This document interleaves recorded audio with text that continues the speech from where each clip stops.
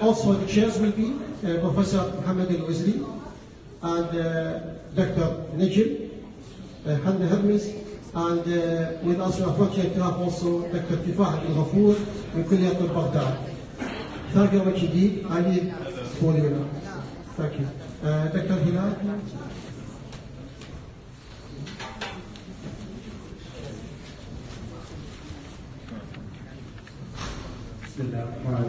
Thank you for this conference.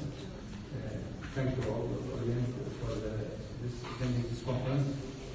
We will start our second session with my colleague and my brother, Professor Hilal Safar is a consultant cardiologist in Baghdad Medical College, and he is the head and the director of the medical education unit. He built the unit in Iraq, in Baghdad College. Welcome to Baghdad.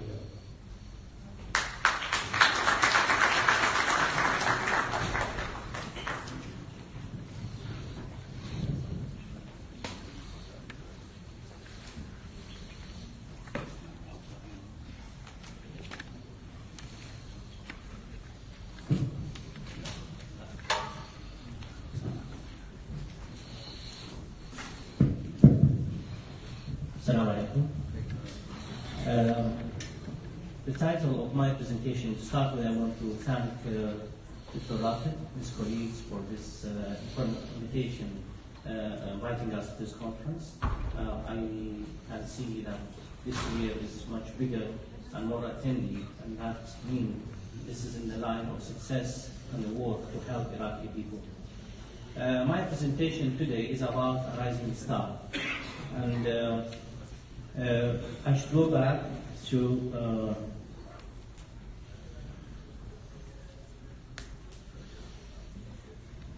this training program.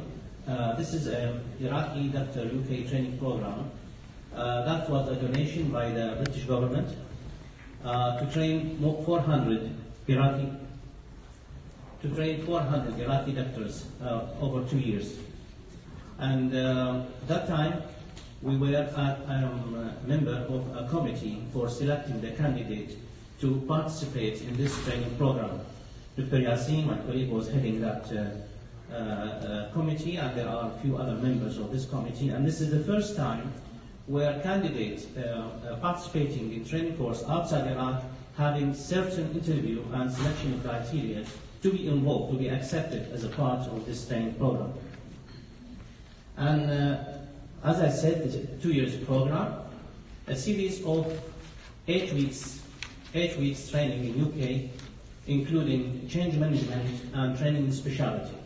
The total was 14 cohorts, each one consists of around 20 candidates, and stayed in UK for 2 months all over the UK. And also there was a 4 leadership training program, each one including 15 candidates, around 60. The total number of the program is that 400. And there are certain selective criteria. The selection criteria is that to choose the youngest specialist. 50% should be less than the age of 45. There should be a gender balance, and there should be selection from all over Iraq without exception. And the candidate, after being nominated from the local health directorate, they sit interview with us, and we score them, and then the highest score are going to participate in this program. And one of these things, including the English language, competency, communication skills, participation in CME activities, and any research work. And it should be at least 5 years after getting the specialty degree. And that was the selection, including the relevance, experience, qualification, age and gender balance, geographic distribution, and CME activity participation. That program was in collaboration with a consultancy company which is called HLSP, and there were a quarterly meeting with HLSP representative. Dr. Yassin was with me at that meetings, In each meeting, we discuss the CV of every candidate, and we discuss what happened in the previous cohort, what things goes right and what went bad, and then we try to fix the problem and then improving the training course. And as you can see, there are the candidates have been selected from all over the land, from the north to the south.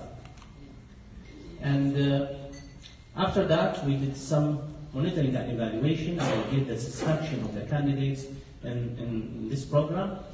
They were satisfied about 94% with the selection process, 87% with the logistics, scientific content of the course, 82%, training in UK, 89%, and a clinical skills improvement in 74%. After that, after the return of the cohort in Baghdad, there is monitoring and evaluation, and there is feedback, and the feedback was in the form of the Minister of Health. Professor Saleh Hasnawi was the Minister of Health at that time, and we, the candidate attending that course, presenting their project. By the way, every candidate had to propose a project in his local health authority in different specialty, and some of them in the management, not only in the specialty. And they present their project in those meetings, and we evaluate those projects, and I will tell you about those projects and what happened later on. And one of the comments about this training program, that was the quote from His Excellency Minister of Health.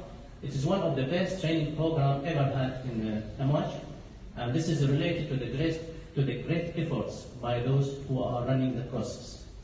One of the candidates replied that, although it is an observational course, I started to think differently, which is one of the important that more important than the medical skills I have learned.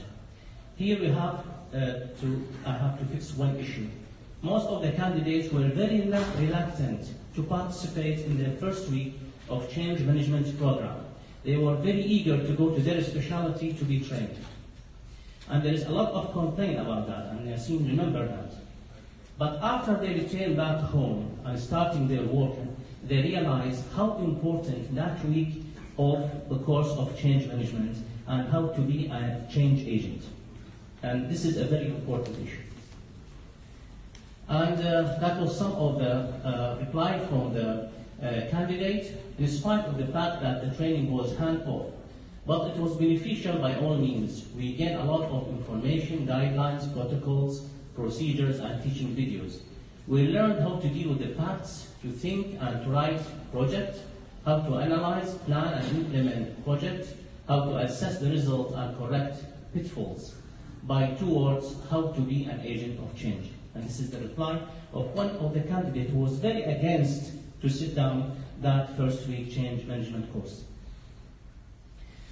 This is an example. There was 186 projects proposed by the candidates. This is an example. This is one example only. And I can show you that these projects, including home ventilation support, establishment of ITU in Karbala, that was a medical city, control of infection in Diyala Governorate, ITU nurse training, medical city, establishment of ICU in Mosul, development and progress in radiotherapy, etc. There are a lot of projects. One of them was related of our coming star, Dr. Aram. He's from Suleimania. His project was saving a life at lower cost with the primary PCI. And that was the photo taken at the end of the training course. We can see a lot of the audience here. Is there in the photo, Professor Muhammad al-Usri, this is Aram, and Nazar is here, Yasin is here, and other colleagues from Gynae Obstetric, that was Gynae Obstetric, Royal College of Gynae Obstetric, that was it. Now I have 2 short stories, and sorry, I will talk in Arabic, because these are very emotional stories and needs in Arabic language to deliver the message. أول كوهورت إجا في بريطانيا أول 20 خلصوا ب8 أسابيع. يوم اللي يرجعون 2 candidates didn't show. وراحوا 20 رجعوا 18. And then Department of Health hold on the project immediately and said we will not accept such an event to happen again. So the whole program is cancelled or on hold. And then اتصلوا لي the British government. The British Department of Health UK قالوا بعد ما نستقبل اي طبيب اذا كان الموضوع هكذا، اذا الاطباء يجون احنا ندربهم وimprove their skills حتى يرجعون العراق يخدمون المرضى ويكون هذا معناته انه this we are not in the right direction. So they called me من وزارة الصحة قالوا بما ان انت فيزا فرجاء يريدون واحد يتفاوض وياهم. فجيت الى لندن ورحت للديبارتمنت اوف هيلث وفتت في الغرفه بها يمكن 10 قاعدين، من ضمنهم اللي اتذكرهم واللي عندي صورهم سارة هنري was the director of international health and Robert Sloan was an advisor at international sector. At that time I felt as if I am in a court. Everyone is asking why and why and why, and how you are going to assure that no one will stay in UK in the coming 13 cohort. هذا كان الكوهورت الأول اللي أول اثنين مطلوبين.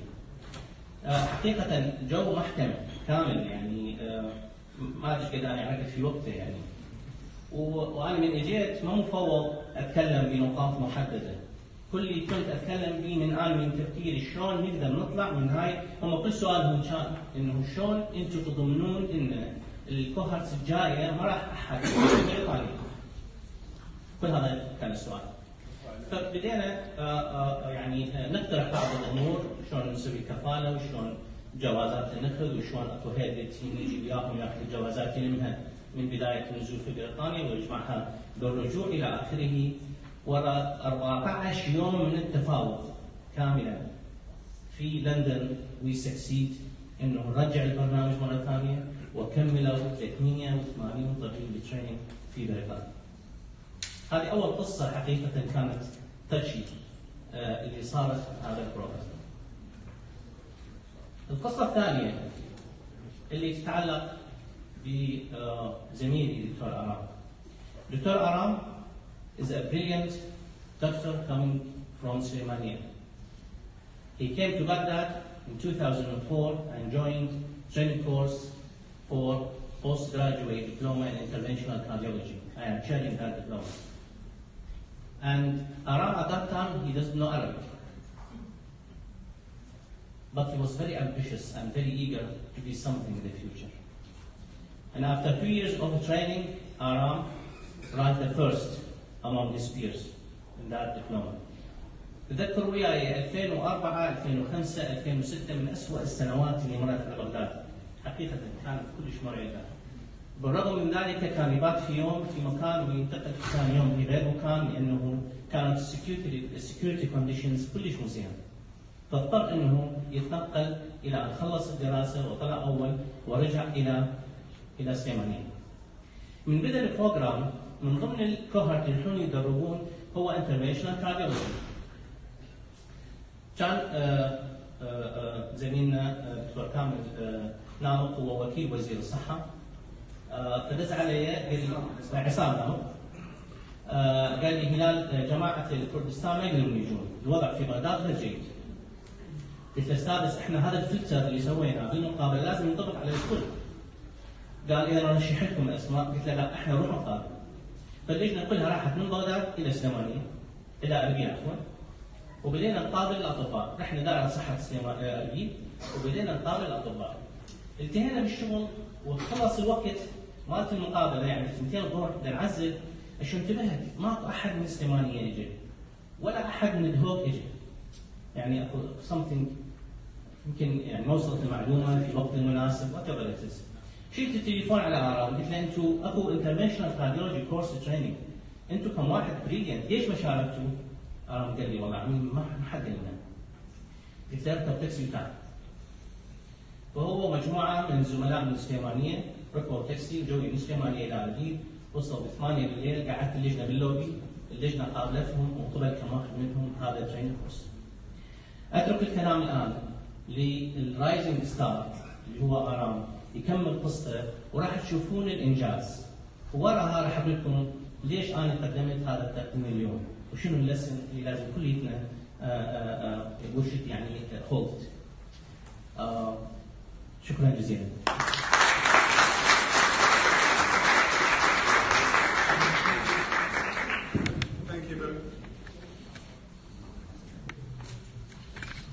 Thank you very much, Professor Aram.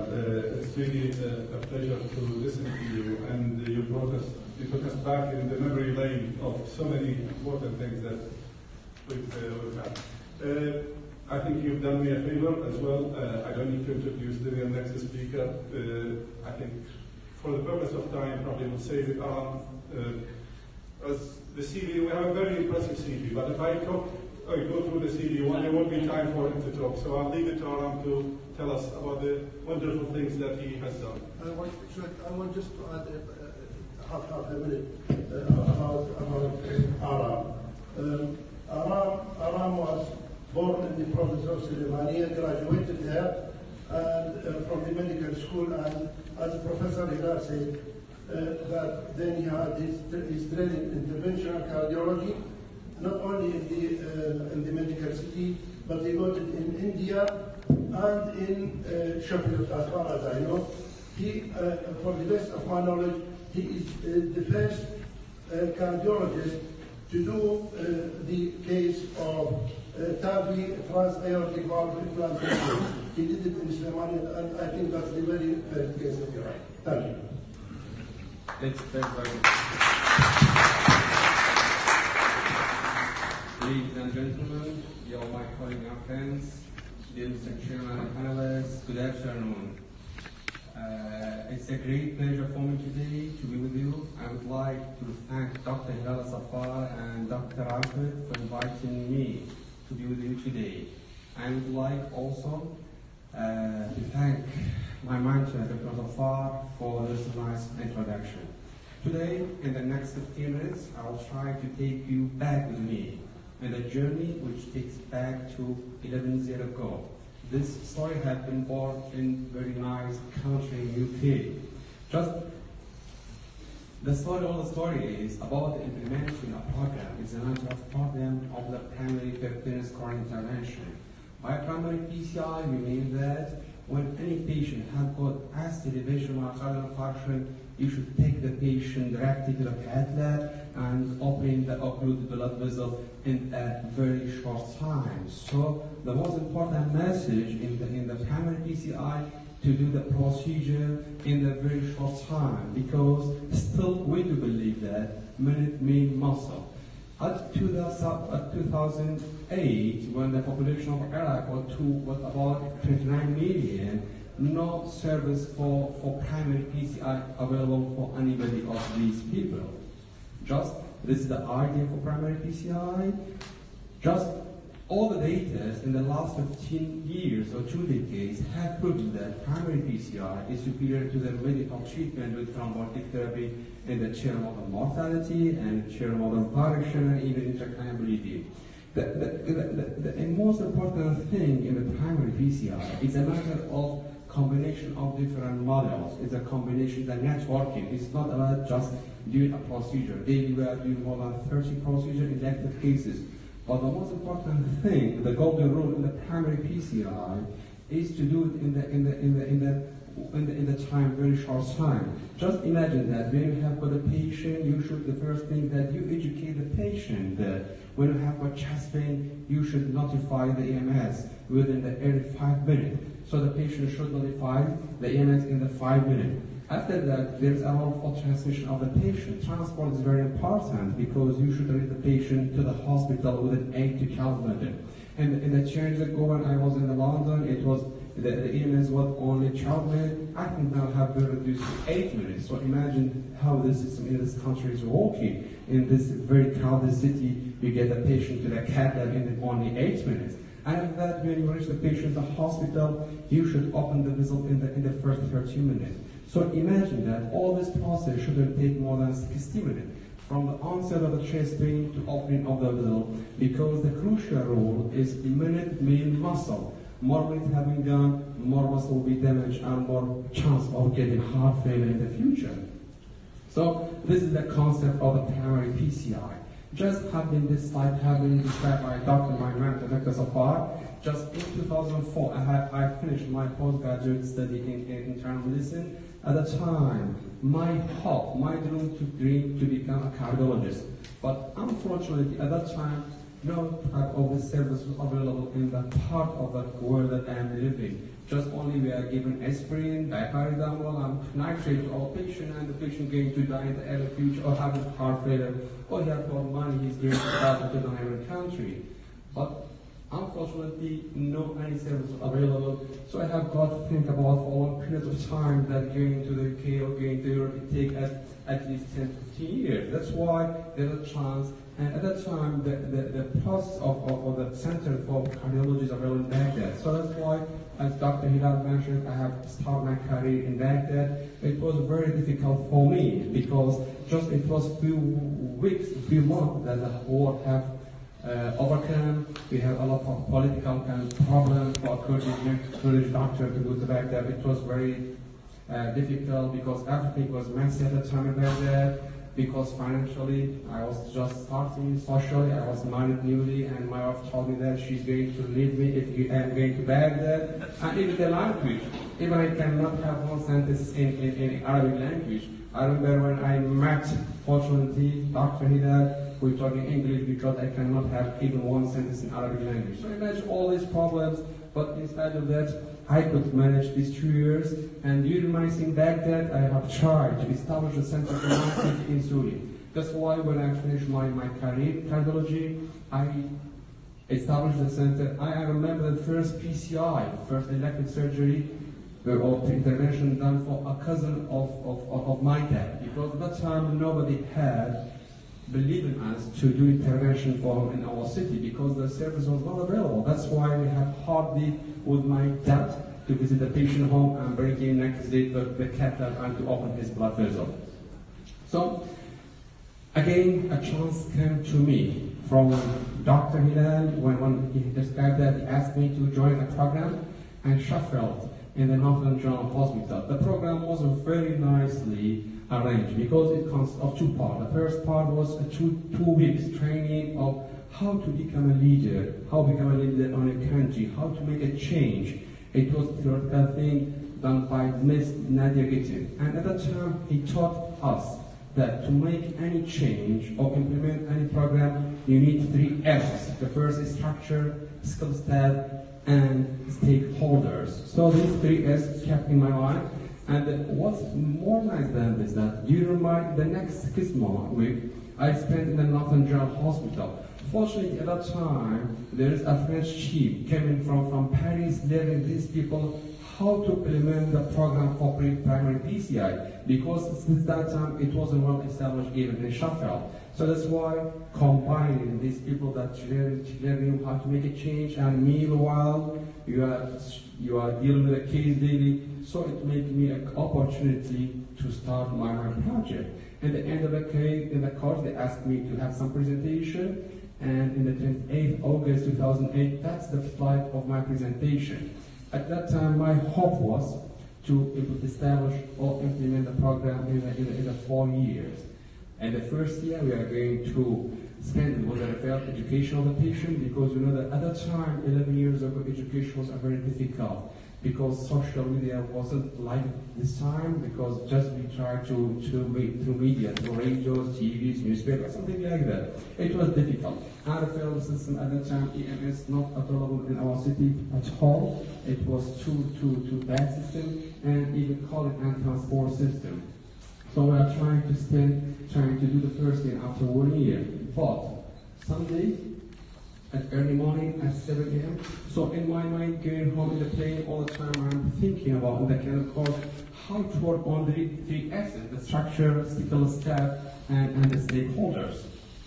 So went home, I tried hardly to overcome the problem because in every step there is a lot of problem. The first problem that I faced is that how to implement the program or project of a primary PCI, because everywhere in this universe there is negative thinking people. So that's why the medical center was not too much good with that. So a lot of people say to me, still we are losing or we are lacking even vaccination, this primitive service, how we are going to do a program for primary PCI. So dealing with people is very difficult for me. The second one is structure. At the time only we have got one cath lab. If doing primary PCI with cath lab is very difficult because sometimes you are doing one case, it takes 2 hours from you, and you have got a patient with MRI, you should take the patient to cath lab.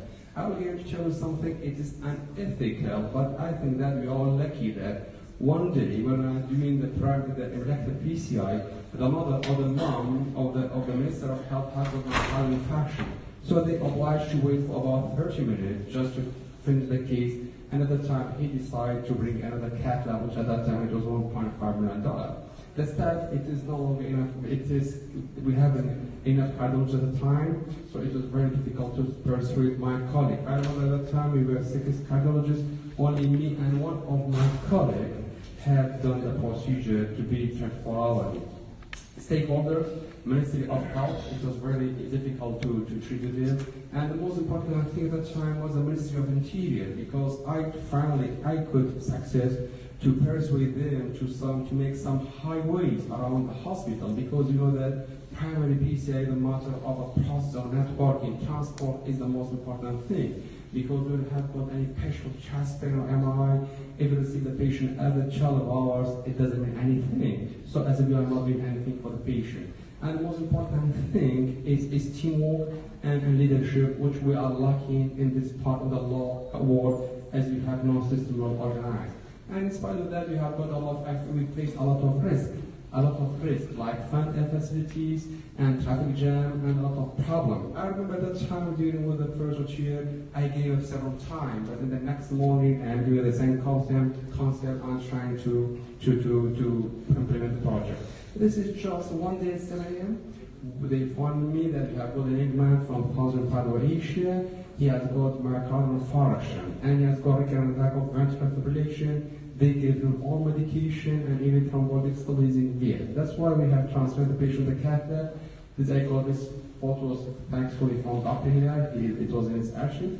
These have got total occlusion circumflex RC, and after putting a stent, the patient life was saved. And this was the first global case. It helped us to maintain in all. And this has been discussed by Dr. Hilal. So by December 2009, we had implemented the project partially. It was only available up to 12 p.m., up to 14. While other patients after that, we cannot provide the service. But fortunately, 1 year later, we could success, and the program was available 24 hours over 7 days. And after 2 years of that, now I have got emergency PCI not only for STEMI people, also for those patients who have got axial angina and then accelerational myocardial infarction. And this is the scheme of the all. If we look just in 2005, when I was in Baghdad and during my career, there is no any intervention doing. Just what came the last year that they came back only one PCI. That's why my best cousin. And nowadays we have reached more than 55,000 procedures. Daily we are doing more than 30 procedures in only 3 cath labs. Just one of the important things when you are doing implementing project, you should share these with your colleagues. At the time, my concern not only with other government, because I have tried hard with my colleague in Baghdad, in Erbil, in Najaf, in Basra, and in Hinduhab to implement. Unfortunately, now all these governments, I think that about 80% of Iraqi population now, they are receiving this type of treatment with the primary PCI. So it's fortunately it's available in It's available in our part of Iraq. This ECG dates back to only 10 days ago. In my last call, this is a 48 years old man. He has got myocardial infarction with recurrent attack of ventricular fibrillation. That's why in the ambulance they have phoned us. Look, it's a primary PCI, a matter of teamwork. A lot of people working there. One people is going to intubate the patient having intubated. One patient is giving, one people is going to give him DC shot. And we have got just within a few minutes, we could try to engage, and we found that the left anterior descending artery is subtotally occluded. Within a few minutes, just putting it as a stent, and the patient remained live and discharged in the next day. So look at the ECG came back to normal and the side of burn on the DC. So the primary PCI is a matter of networking. It's not a matter of being a simple procedure, rather than doing networking in the form of transportation, in the form of education, and the form of the team working. Just apart from doing primary PCI, we could success in a lot of things. We did a lot of things in our center as a first center to be done in Kurdistan and Iraq. Now, what's very precious to me that now we have a Kurdistan board for American specialty. Now we have about 16 students in fields. Every year 3 will be graduates. So imagine that after 5 years there will be another extra 15 cardiologists available in the city. So as mentioned that we have started the program for TADI, which is one of the important programs. And in spite of that, we did a lot of publication. This is my publication, a new technique for treatment of one of the difficult cases, which is left medicine, named Kurdistan technique, had been published 5 years ago. And this only we are not going to do to deal with the coronary artery. We are dealing with the carotid. This is for a patient, 69 years old man. He has got subtotal occlusion of the internal carotid artery. He has got an attack of TIAs just after putting a stent and like that, and now the patient is very good. So number one, not dealing only with the coronary artery, we are doing intervention for carotid, coronal, and only. And this example of doing TADI, which is transcutaneous aortic valve implantation, which was the first time to be done in Iraq with this kind with this kind. And this article had been published five months ago in the European Heart Journal. Some of our colleagues mentioned that in our center, the Mani Center, become the center of excellence for providing service in cardiology. Have been published in the European Heart Journal. So we have got a future plan. Just last slides, my conclusion that nothing is impossible. And every project can be implemented if will, inspiration, enthusiasm, and other things are available. Never give up, try to come back in the next morning with the same inspiration, and you can do the job. In the third world that we are living in, there is no any system is established. So try to stick to the stakeholders. Chance will not come a lot. Try to exploit any. And thank you very much.